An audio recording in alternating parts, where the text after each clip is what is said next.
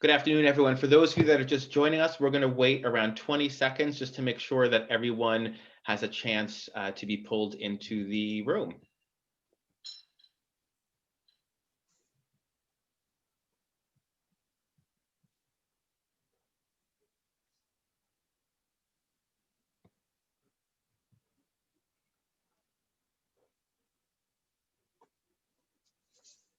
So why don't we get started? Welcome, everyone. I'm Ari Worthman. I'm the Director of College Counseling at Lakeside. I'm one of your two facilitators today, and I'm joined by my very awesome colleague, who I will let introduce herself. And I'm Mary Karen Valines, and I'm Interim Director of College Counseling at the Downtown School. So thanks for joining us today. We are really excited about this panel. This is an awesome group of 4 admission professionals who Mary Karen and I have known for a long time. And we're excited for them to talk a little bit about their experiences, both as parents going through the admissions process, as well as admissions professionals interacting with parents going through the admissions process. But before we get started, we want to tell you a little bit about who they are, and then we will go from there. So I'll turn it over to Mary Karen to start us off. Rick Bischoff, they can see who you are. Rick Bischoff is the Vice President for Enrollment, Case Western Reserve University in Cleveland, Ohio. His previous admissions experience includes Macalester College, his alma mater, the University of Chicago, and Caltech. He has a son who is taking a planned gap year this year and has just gone through the process. Chris Gruber is the Vice President and Dean of Admission and Financial Aid at Davidson College in Davidson, North Carolina. Prior to Davidson, Chris was Director of Admission at the University of Richmond in Virginia. He has navigated and survived the college selection process with his 3 children and has 2 college graduates and a current sophomore in college. And I have the pleasure of introducing Peter Osgood, who is a native Seattleite. Raised primarily in Western Washington. He attended high school here in Seattle, took a gap year, and then attended Pomona College. He started working in admission in 1984 and has spent his entire admission career in Claremont, first for his alma mater and then transitioning to Harvey Mudd College slightly over 20 years ago. He has 2 sons who've successfully navigated the college application process, prompting Peter to write a diary called, quote, "A Taste of My Own Medicine," end quote. And last but never least is our colleague Sarah White, who is the Senior Associate Director of Admission and the Athletic Liaison at Grinnell College, where she has worked for over 20 years. As a first-generation college student, she managed her own college search process and years later also survived going through the process with both of her daughters. So welcome to all 4 of you, and thank you for joining us. And I'll turn it over briefly to Mary Karen. Okay, here are questions to the 4 panelists, wealth of experience, but as a parent in the process, just, address these one at a time. What do you think you did well? And what would you have done differently if you had to go through it again? And I'll start with Peter. I think the things that I did particularly well was provide some context. I just happen to have some inside information about how colleges recruit students, what demonstrated interest might mean, what are fast applications, how early decision is different from early action, and all these different kinds of programs and what ones to pay attention to and dates and such. But flipping that on its head, there were times when I probably was a little less patient than I should have been. Each student approaches this in their own timeline. And I'm pretty confident that my anxiety, even though I was trying not to pay attention to it, I'm sure it was visited on each of my sons to some degree and added to their stress and anxiety. So I think my advice for myself was next time take a little blue pill and just let them do their process. Sarah? I would agree with Peter that just having the insight was helpful. I have to give some credit to my husband, who kept me in check about this is not my college search process. This is our daughter's, and I need to take a step back and exhale. So that is something. The what I would do differently is, I don't know, my daughters, even though I've worked in this field and have connections like all of us do all over the country, I knew nothing about this process in their eyes. And something that I picked up on kind of late is their friends would utilize me as a resource, and they would ask me questions, and my daughters would be sitting there. And then, because one of their friends asked me a question, I had credibility and they actually listened to what was saying. So if I had a third child, I would be inviting their friends to our house for dinner and college counseling, in hopes of it sinking into my own child. Chris, how about you? In terms of what do I think I might have done well? If I asked my own kids, that would have been nothing. They are brutally honest, but I thought of four things, and one is really asking each of our three kids to think of a list of things that they most wanted out of a collegiate experience. And we worked on the list of what you want in a place well beyond we ever started to talk about schools that could fit those needs. So location, size, program, plays, that was the first thing. And I think that really worked very, very well for all of them because they kind of held to that. I think I was able to emphasize some of the differences that I think they should be aware of. And I think it's things that students, just naturally wouldn't observe as they hear some of these things for the first time. The difference in a school's endowment can make a difference. Everyone claims that they have an open curriculum.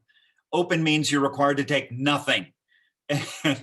And some schools, we have an open curriculum, but you must complete these 10 areas. I'm sorry, that's not an open curriculum. So the defining of things for them and calendar structures and the differences in who's teaching, and that's a high percentage of people doing research. So brought some, I think as Peter said before, brought some context to some of those terms. I think what we also did is we made the conscious decision to say there's really no benefit in sharing your list of colleges and universities that you're interested with others. At the research phase, at the applying phase, at the decision phase, my youngest daughter became, I think, pretty much a genius at being able to describe, oh, where are you applying? Oh, to small colleges in the north. If you're here in the Southeast, everything's north of you. There's nothing south of you. So, she was often being asked, could you be a little bit more specific? And the last thing is we limited conversations to Sunday nights when we were cleaning up. They always wanted to have pizza. So when the box is gone, dinner is cleaned up, we would roast a turkey or something like that, or a chicken, and never spray the container or the dish with Pam. So we'd have them in cleanup for a long time. What would I have done differently? My two oldest kids applied to schools early decision with my, and I think maybe a broader set of schools once they had their list could have been good, just to help them have greater context and understanding. And I'll be honest, I should have probably watched my tongue perhaps when they were around 4, because they came back and quoted me on things that I had said about certain places at certain times. So I didn't do that so very well. Rick, fix this for me, please. No, I'm hearing some common themes. Your house and my house. I think I think the most important thing that I think that we did well is we sat down with my son when he was finishing 8th grade and had a conversation with him about about our expectations for high school, which wasn't that he would get straight A's, wasn't that he would be involved in every club. And in fact, as he went through high school, and he is an independent school graduate, as he went through high school, his high school experience wasn't built around what is this going to get me when I'm applying to college.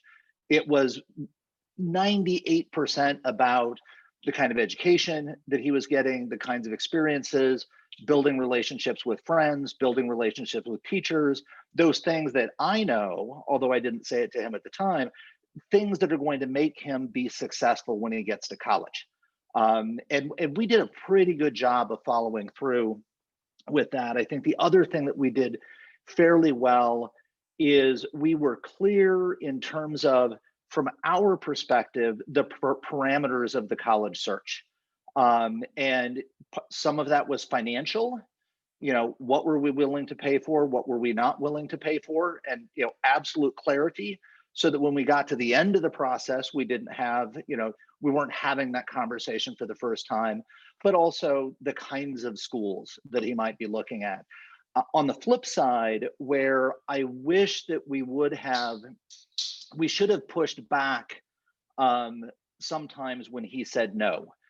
We were on family vacation. We had deliberately stayed in Boulder because we had planned on Saturday morning and getting up and wandering around the Boulder campus, because my wife and my wife is a college counselor, thought it could be an interesting place for him. And so on Friday night, we're in the hotel and he asks, why are we going to walk around the Boulder campus tomorrow? And we said, well, we talked about this. We thought it might be a good place for you. And he looked at me and he said, how many students does it have? Looked it up. And he looked at me and he said, no, not doing it. He was not interested in looking at anything in California, despite the fact that he spent 5 years when he was young living out there. And we probably should have pushed a little bit to say, no, you need to look at some places in California, because there were places out there that probably would have been a good fit for him.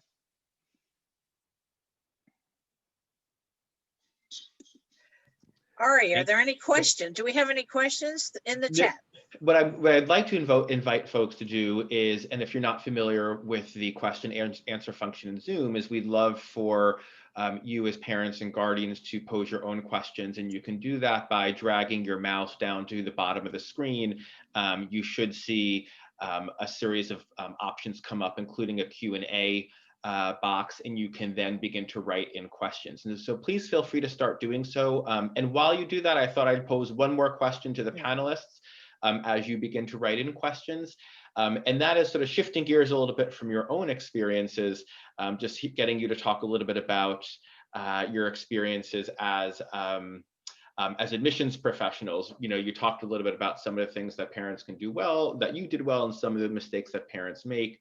We're wondering if you would be willing to share one or two examples from your experience on the admissions side of a common mistake or poor behavior that you've observed parents engage in the admission process that you'd caution against.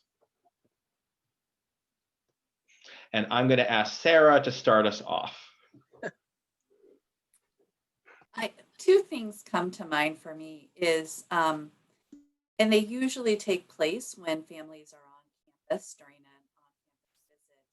on-campus visit, when the parents dominate the conversation and the student does not speak, even when the admission counselor will direct the question to the student. One of the parents, guardians, others will jump in and answer the question for them. So I would caution you to let your student speak. And it's a great way for the admission people to get a good impression that they are interested in the place. It's not mom and dad who are interested in the place. Along those same lines, when families say, well, when we come to college, when we go wherever, and I'm sorry, but you all are not going to college. Your student is going to college. And we, the college, is going to have a problem if you all show up and try to move into the residence hall. So something small, but something that I think admission people pick up on and kind of makes us chuckle. So. Chris, how about you? And Sarah, in there, it's we scored a 34 on our ACT, and then we wonder, is that both of you together, you know, that had earned that? Yeah, I would parents holding the reins too tight on something like that.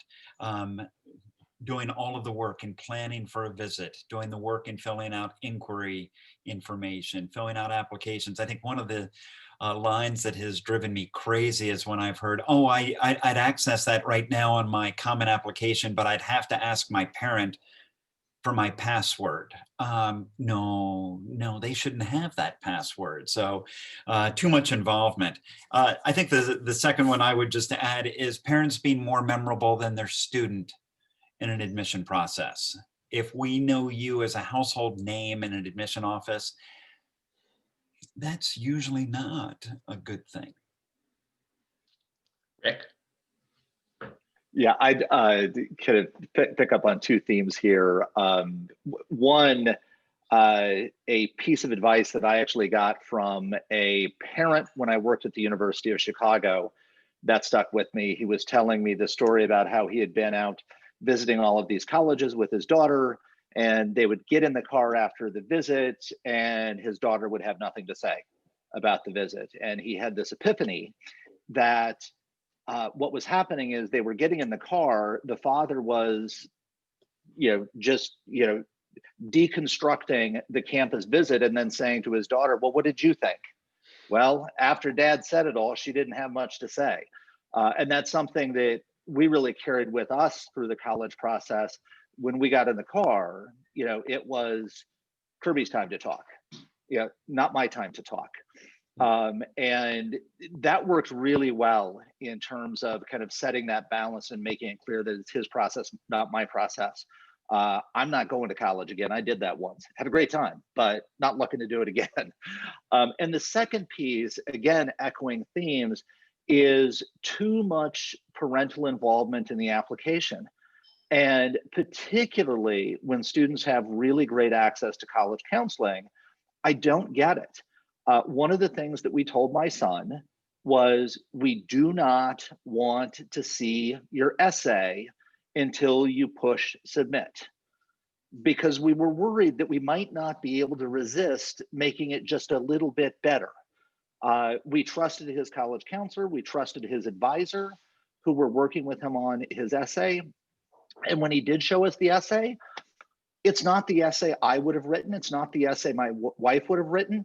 But when we read the essay, did we say, yeah, this is an essay Kirby wrote? 100%. I mean, it was him, and any college admissions office reading that, knew it was him, and it was going to resonate with the recommendations that were in the application. And if we had gotten involved, we would have made it less good. And that's the piece that parents don't get. They make it less good. And Peter? I'm gonna change the topic a little bit and tell a story.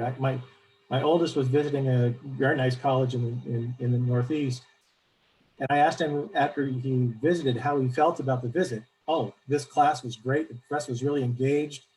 Had a great interview with this student. It was very fascinating. All this kind of stuff.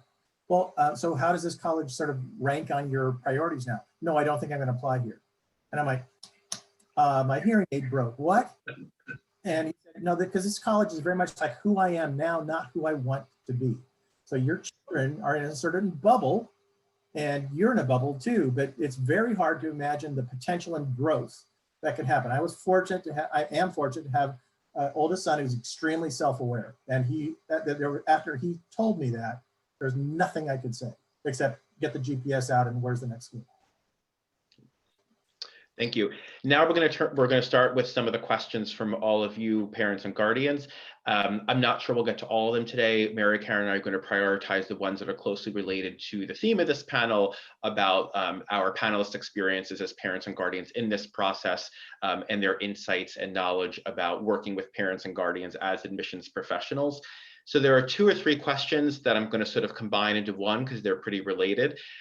Obviously, in COVID times, students' capacities to visit and see college campuses is pretty minimal, and for many students, non-existent. And so we're wondering, one parent has asked, what can they do? How can they help a student begin to get to know a school and provide opportunities for them to learn about schools? And how might they be able to support a student in deciding whether or not to apply early decision in an era where they can't take their students to go out and visit a school? So a few different facets to that question, and perhaps I will ask maybe Chris to start us off. Yeah, I think I would encourage students to be using the tools that colleges and universities are providing in the absence of the ability to make a physical visit to that campus. Colleges and universities as a whole have done a magnificent job in pivoting to provide different types of programmatic offerings that are giving them the same type of information that one would feel if they were on our campus. And that's true from having virtual tours to live virtual tours to information sessions and faculty and different program panels that exist. So the type of time that a student would have perhaps been investing in visiting a campus, you could probably go on and you could spend 2.5, 3 hours truly navigating and understanding what a college or university has to offer. And in some ways, that dive might even be a little bit deeper in terms of what you can get. I would say do it in stretches. You don't want to do it all in one day, but a lot of those offerings are right there at this point. So that's my thought on the visit part. Why don't I let a different voice be heard as it relates to the second part, Ari, of that question?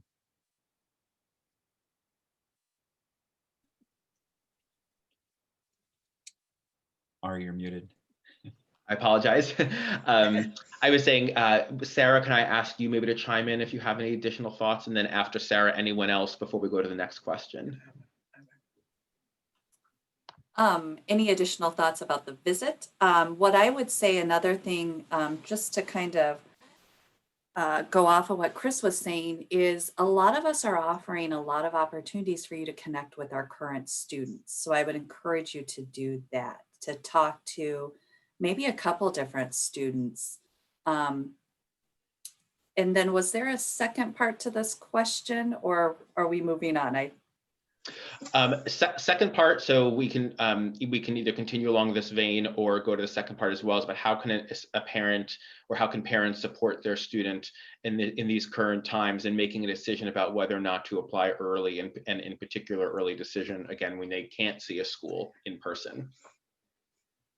I guess the advice I would give on that is to do the virtual experiences, to do the research about the school that they're looking at, to talk to the college counselor.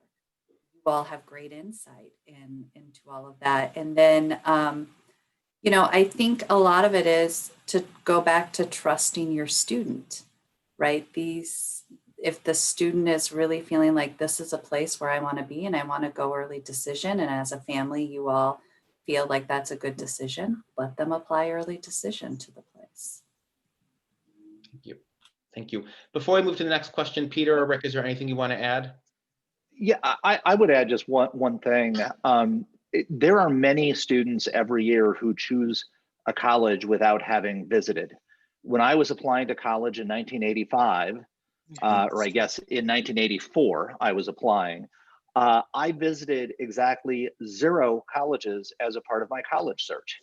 As a first generation student applying to colleges outside of my region, the notion that we were going to spend $400 for a plane ticket for me to go visit a college would have been crazy at that time. And $400 was a lot more back then. Students have access to way more information than they've ever had before. And if my son was going through this process now and I felt like he had done the research, I'd be very comfortable with him making a decision to apply early decision without him having physically set foot on campus. And for those of us who has been through many campus visits, we know they're not always great. So, there are perhaps experiences where you wish, oh, I wish we hadn't visited because our interaction with, the very small number of people, don't shine the light on the college the way perhaps it deserves. Thank you. I have a question that I think a lot of kids worry about sometimes. And here's a question from the audience. What is your best advice for a student who may not know what she wants to do, but who have friends whose friends clearly know they will be majoring in X, Y, and Z already? And this person does not want the answer, it's okay to not know yet. So give your best piece of advice to what kind of advice do you give besides it's okay not to know yet? Anybody wanna? Peter? So I think there's an awful lot of it's very hard sometimes for a high school student who's been taking courses that are like the 5 basic food groups of their education to understand the menu that awaits them when they get to college. And even if they understand a good portion of that menu, what a high school student usually thinks is biology, what a college professor thinks is biology, those are not the same thing. So it's actually, there's no better time, in my opinion, in one's life to take chances. And college is a great time to explore. At age 35, when you have kids and a mortgage to pay, it's much harder to take those kind of gambles. But when you're 18, 19, give it a rip. So that's my advice. Go for it. Anybody else? Yeah, Mary Karen, I would add that of all those friends that know that they're going to major in XYZ, as they enroll at most colleges, I would bet that maybe 1 in 5 at most will graduate with a degree in that area. So don't put as much stock into that. You know, I have often said to students, I've never heard of that type of an area of study before. How do you know you want to major in that? Where it's the most complex, complicated thing I've ever heard of. Or how do you know you wanted to get into that though you've never been exposed to it? So you're not pacified with the thought of it's okay not to know. So be pacified with the thought of those other students don't know what they're talking about as much as they think they do. Anybody else want to weigh in before Ari asks the next question? Thank you. Thank you. A really great question here from a parent. I'm not likely to hold on to the reins too tightly, but what is not tightly enough?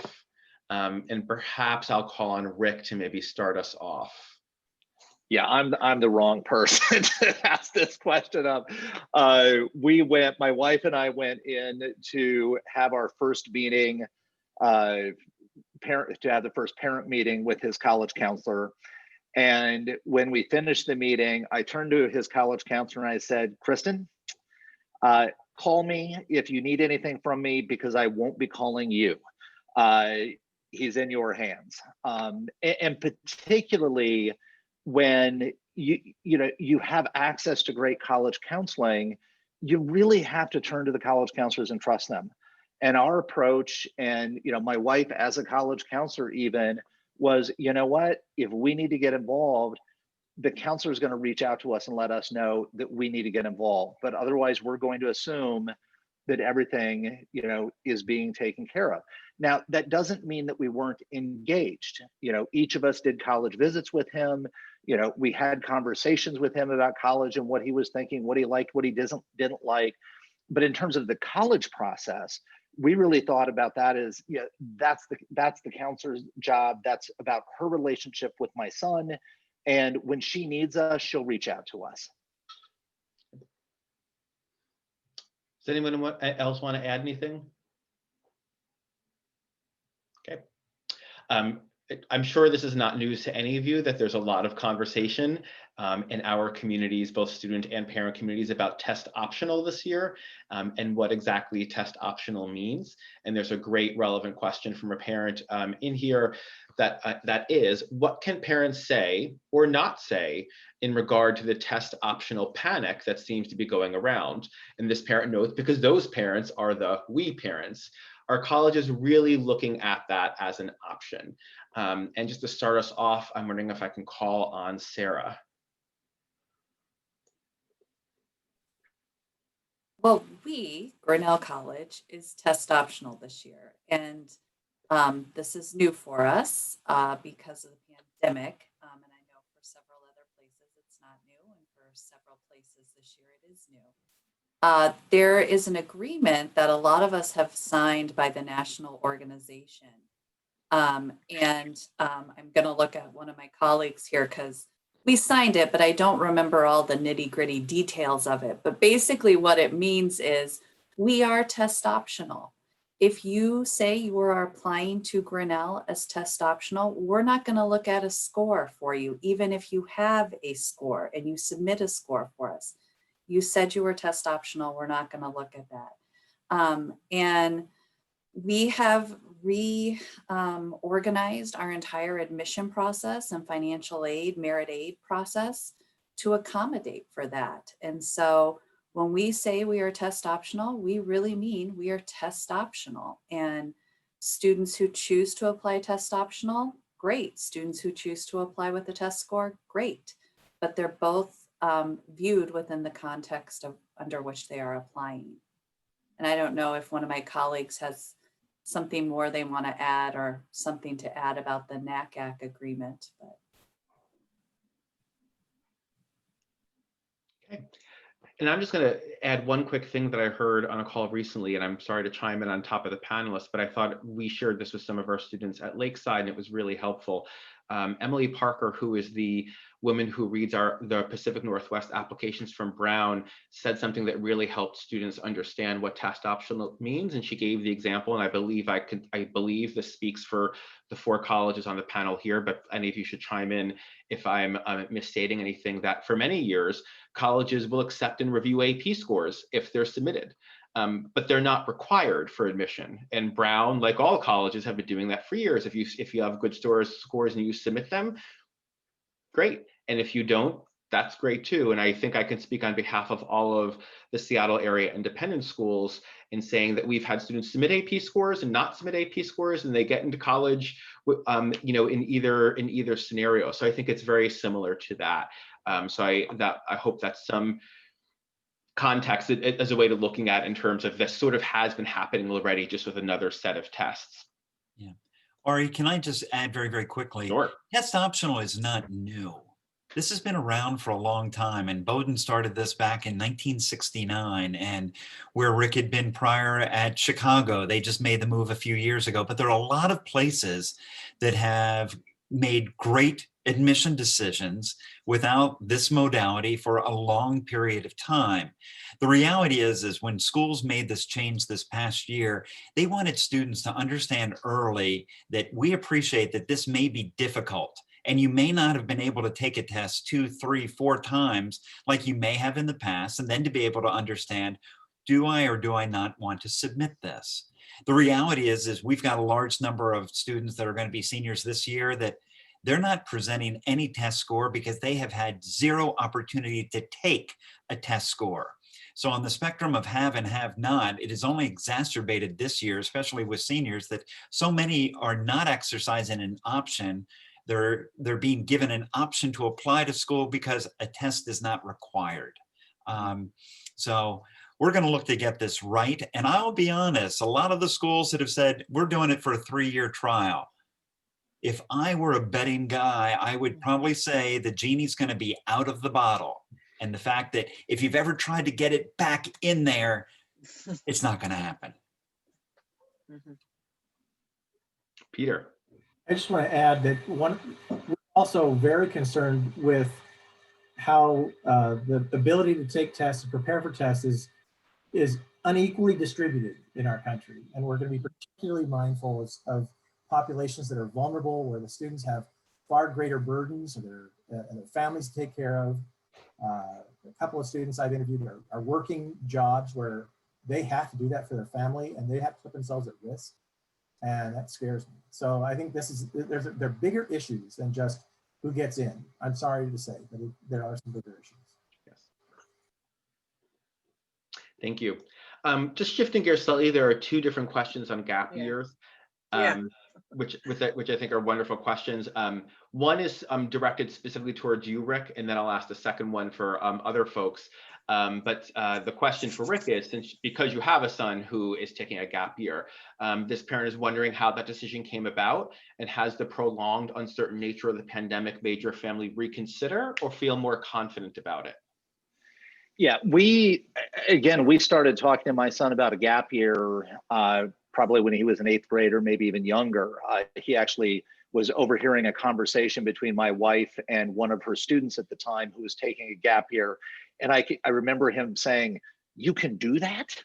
And then he said, well, why would you? And what we said to him at the time is, are you kidding me? Why wouldn't you?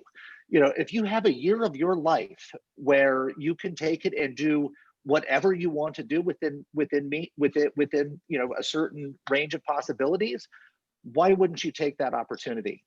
And you know, so in his mind, all the way through high school, kind of a gap year was a part of that equation. And he had planned, we're still hopeful that his spring will work out, but he had planned on doing internships abroad and having that be his gap year experience. His fall was canceled. The winter looks like it could actually happen given the location. And, you know, we are more committed to ever than his gap year experience. It isn't what he had hoped it would be this fall, but we're still thinking about what kind of experiences is he putting together. And again, thinking about those questions of learning the independence, learning kind of how to get yourself out of sticky situations, you know, putting together that skill set that's going to put him in an even better position in the fall.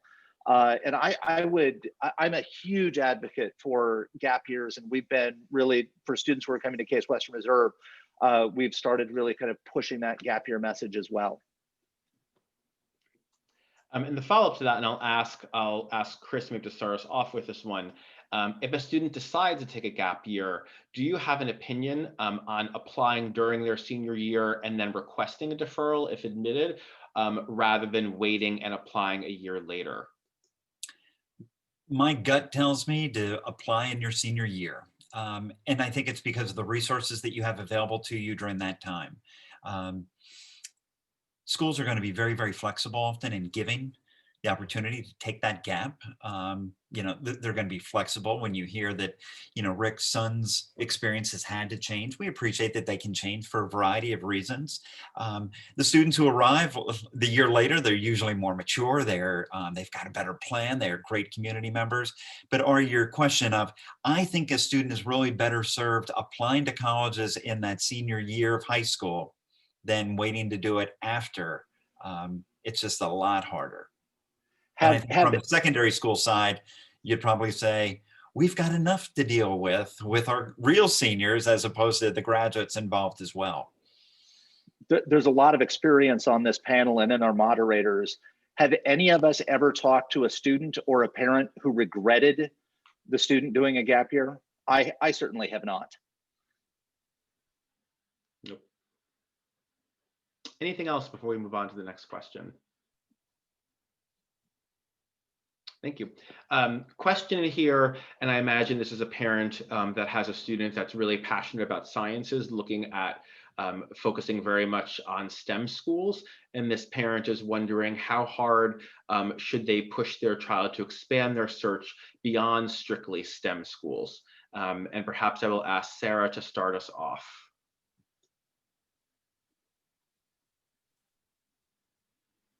Well, I'm going to be a little biased because I'm a liberal arts college. We'll counter that bias with Peter, so don't worry. Okay. All right. Okay. I think that it's important to really ask the student what they're hoping to get out of the experience, and to look at the access to faculty, the size of the classroom, the access to research, independent research, internships, how are those things funded? Things along those lines, because I think what you'll find is at a place like Grinnell, we are very competitive with STEM schools. And one of the hard conversations that we had with our daughters is they came up with their list of schools, right? And then we sat, and my husband is a professor. We kind of looked at the list and we talked about it with them. And then we said to them, can you look at these two other schools, throw them in the mix? And they were schools that were different than what they were looking at, because in our mind, it helped them then solidify their list a little bit more. And so I would encourage, no matter what list of schools your student is looking at, throw in some schools that are similar, but enough different that it'll help them solidify that list. So, and then I don't know if Peter wants to jump in or. I will agree with you, actually. And there's a lot of evidence that suggests that places, students who go to schools that are undergraduate focused have a great pathway to higher education in STEM. I mean college, I mean PhD, master's programs, highly successful in those kinds of endeavors. Rick has experience working at Caltech. I will say that our college is an outstanding STEM school, but we do not have a jet propulsion lab on our campus, or a New York Accelerator, or the US Geological Survey, right? So there's some toys that some of these other places have that are really pretty sexy. But I will say that that access is pretty amazing. And as at an undergraduate focused school, the only people the faculty can get involved in their research turns out are sophomores and juniors and some first year students. It's a bargain. As the only research university represented here tonight, I agree with Peter and Sarah on this question. I want to do STEM is not the dividing line between I want to go to, you know, a techie university or I want to go to a liberal arts college. They are different experiences. Each of them can take you, you know, to master's degrees, to PhDs, to great careers in STEM fields. The experience is going to be different in the two environments. And even within liberal arts colleges, there's an incredible range of experiences. And within research universities, there's an incredible range of experiences. You still have to do your work. I am constantly pushing students who are interested in STEM fields. You know, have you thought about some of the really terrific liberal arts colleges? Reed College has on their website great data on the colleges and universities that send the largest percentage of students on to earn PhDs. And if you look at the STEM fields on those lists, liberal arts colleges are grossly overrepresented. And to Sarah's point, it's about the experience that they get. And to Peter's points, is about undergraduate focused. So, you know, I would push you, even if you're looking at research universities, look at research universities that really put an emphasis on their undergraduate programs. If I can add one other thing to that, Ari, there's a huge benefit also in being around people who are not in that same kind of track with you. That you're going to, as a STEM person, to understand and reckon the human psyche, how whatever you're going to work on is going to affect an individual or a group of society, and being around people who look at whatever issue you're looking at from a very different lens is extremely healthy for a future scientist. Thank you. I'm going to ask, before we begin to wrap up, I'm going to ask Chris to give a relatively quicker answer to this question, but I do want to pose it because I think it's a very important question. As a parent, how do we think about setting expectations with our student about financial aid? Even if our family might be able to self-finance that education, how do you suggest we talk to our student and put an honest effort into maybe getting financial aid or need-based merit aid, or helping our student understand any financial concerns or parameters we have? Yeah, I think this is one of the conversations that would be had, and I think Rick made reference to this early as they were working with Kirby to say, hey, these are the things we really want you to be thinking about as you're starting your search. And if there are any types of limitations relative to cost and distance and health, this is a good time to have it, as I think families are usually in the junior year right about now, engaging in search, but to talk about that. There are good tools that are out there, and the good tools come by way of a net price calculator, so families can start to get perhaps a consistent snapshot across a number of different schools as to what their capacity is going to be seen as. What are we expecting that they would contribute?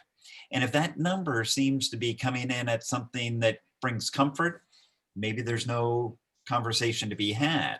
If there's going to be a little bit of a push and pull, having those conversations now about, we are willing to finance, we are willing to pay this much. If you're going to be looking at places that are going to take you beyond that, that is going to involve a contribution on your part by way of job, by way of perhaps taking out loans that could be federally subsidized, and part of that could be subsidized, some unsubsidized, or any other type of additional loans. So I think you should have that conversation, because I know that Ari and Mary Karen and the rest of us, we could fill another entire panel in talking about disappointment that has come when those conversations weren't had on the early side. So I think good counsel, and the term, if you're not familiar with it, and you've got great resources to know about this, is net price calculators that every college and university is required to have to help make that understanding. We are about out of time. So I'm just going to ask both just randomly Sarah and Rick, if in one sentence or fewer, you can just give some parting advice to our parents and guardians about navigating this process. I'm just gonna, it'll be short and sweet. Relax. Your student is gonna find a place that they're happy at, successful at. Just relax and take a deep breath. Yeah, and I would echo that. I think what kept us sane as we went through this process was the understanding that there were lots of great colleges and universities that Kirby could go to. And we weren't looking for the one. We were looking for one of many, and we had great confidence that come May 1st, he was going to be able to make a decision that we would all be really excited with, and it happened. Well, I'd just like to say thank you to Peter, to Rick, to Sarah, to Chris. You have imparted great wisdom to parents that are watching this afternoon. Ari, you want? Yep, thank you. And I second what Mary Karen just said. And on behalf of all the Seattle area independent schools, for those of you that are senior parents and guardians, we know your students are in the throes of this process, and we are really having an exciting and rewarding time getting to know them and helping them navigate it. And to those of you who are junior parents and guardians, we are excited to begin to get to know your students and even you over the course of the next few months. So thank you for joining all of us today. Again, thank you to our panelists. And in these unusual times, we hope that everyone continues to be safe, healthy, and well. Thank you.